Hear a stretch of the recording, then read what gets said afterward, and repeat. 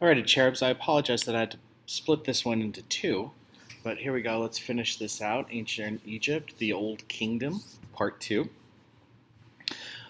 We finished off with the Sphinx, and now we're going to continue on to Menkaure.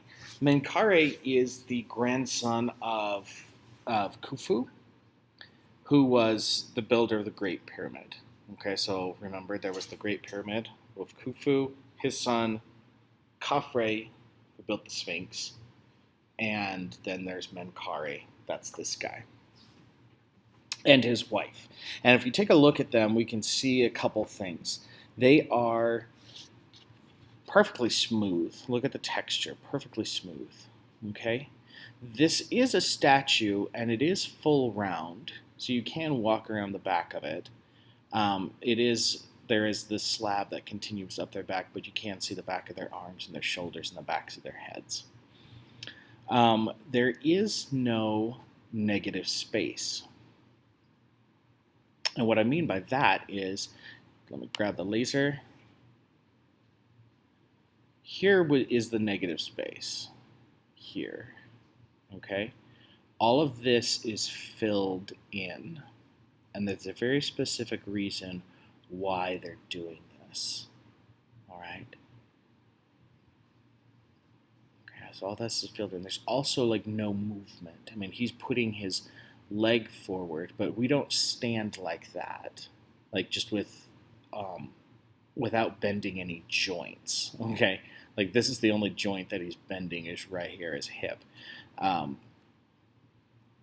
He's just like slid his whole leg forward, so this kind of makes this weird triangle. It's a very awkward movement, and we don't really move like that. We'll bend at the knee, and that's not what he's doing. Okay? And his arms are stiff at his sides, and her arms are wrapped around him and just holding his other arm. So again, she barely has 1 foot forward. So it's, again, an awkward pose. If you look at their features and their bodies, this is what I'm talking about, they are idealized, okay? They've been perfected. All the craggles have been smoothed out, all the imperfections are smoothed out.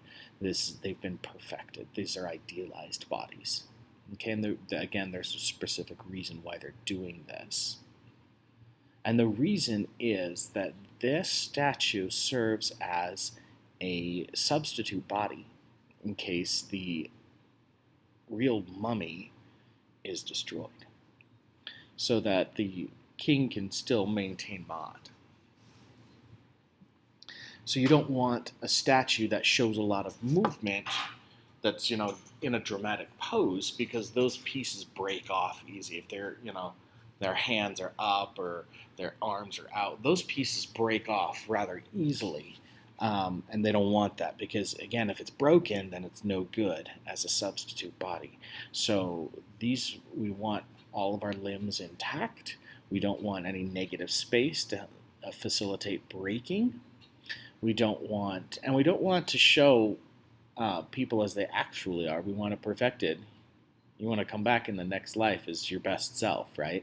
And that's what they're giving us here, is this perfected body, this idealized body with no movement and no negative space. So the Ka can inhabit and reanimate this in case the mummy doesn't exist anymore. So this is Menkaure and his wife and his queen.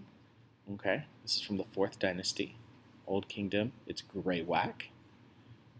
Again, very hard stone that they're carving. We want a very durable stone. We don't want limestone. We don't want something soft because those things damage pretty easily. So again, we want something that's tough. Okay, and this example is housed in Boston Museum of Fine Art. Okay, and it's not life size. It's roughly a couple feet tall, but it's not life size. Okay, which again helps facilitate that not breaking if it's not life size. So this is Menkaure and his wife. It's a provision for the Ka.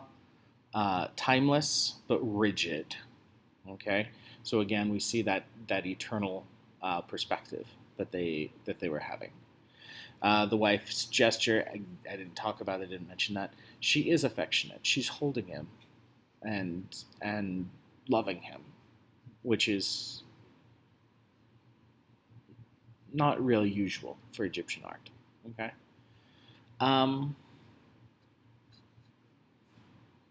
They are the same size, so they're not really showing him as a hierarchically scaled. Okay, so they are the same size, which is interesting to note. Also, but he's a little bit more forward than she is, so he is still in charge. But they are the same size, which is an interesting note. Okay, and then our last piece. Let's compare that to this one. Okay, now we take a look at this guy, the seated scribe. The seated scribe is a little bit different. Okay, he's also from the 4th dynasty. He's from a tomb. So he's sitting writing, and he would have been holding a stylus.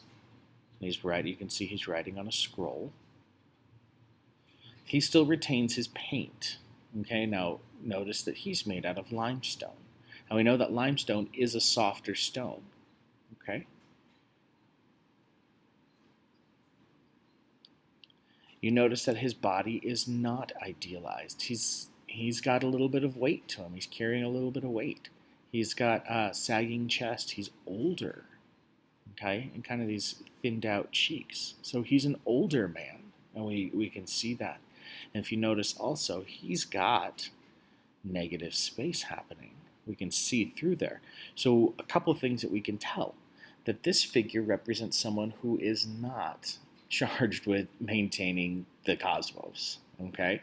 He's not charged with that role. So he's a little less important. He is an important figure because he knows how to read and write, but he's not charged with maintaining the whole cosmic order. So if his statue breaks, it's not the end of the world. Okay? It's literally.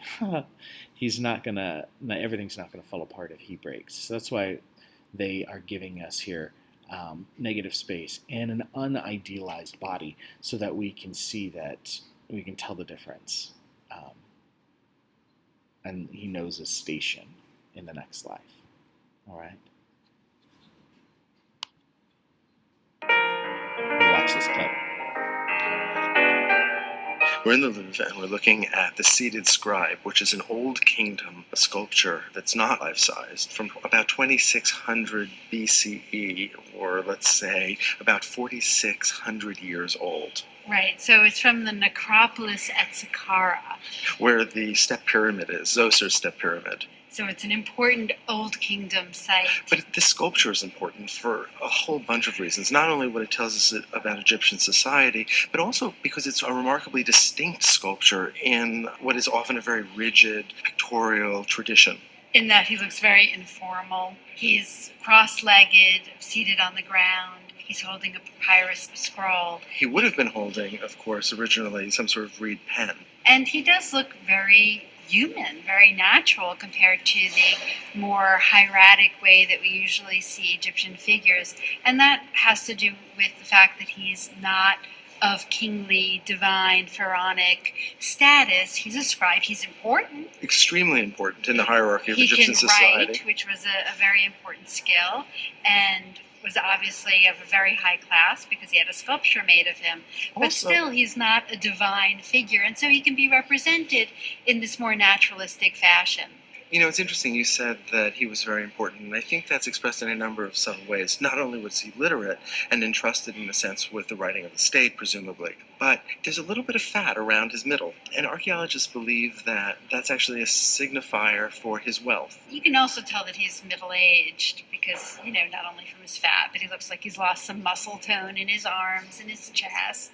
And, you know, he has a sense of wisdom to him, a little bit individualized, kind of thin lips and big ears, and these inset eyes that make him look incredibly alive. The iris is a rock crystal. It's been drilled, and there's a bit of color behind them, and they're really exceptional. There's some copper that actually surrounds the eye, which is really very beautiful.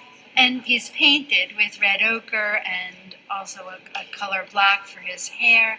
And if we think about the color, the inset eyes, his individuality, his relaxed, informal pose, he's very natural. And I say that, but at the same time, he's really not, right? Because he's meant only to be seen from the front. He is a funerary sculpture.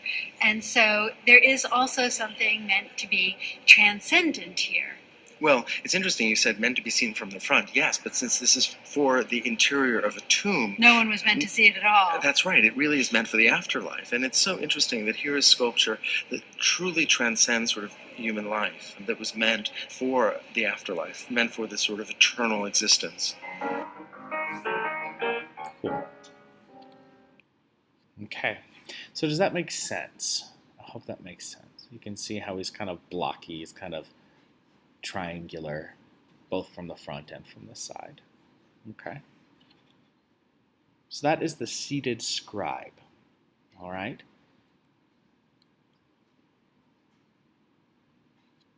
Okay. Now what we're going to do is we're going to compare and contrast. And what I want you to do is I want you to go ahead and click on this link. And it's going to jump you over to this document. Okay? And what I want you to do is make a copy. We're going to make a copy of this. So go to File, make a copy, put it in your files. Okay, it'll just automatically populate there. And what we're going to do then is we're going to compare two pieces. And I want you to list the similarities. How are they the same? And how are they different? And I want you to type in the names of those pieces, and we're going to be submitting this here. Okay. Let's come back. Make this big.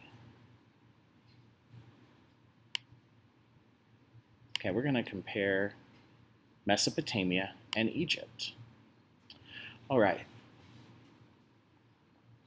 So I just want you to pick one. You're going to pick one of these two things. Okay, so there's one of these two comparables. There's multiple I've got. Okay, so you're either going to compare the Narmer palette and the Standard of Ur, both telling stories, or Lamassu and the Sphinx,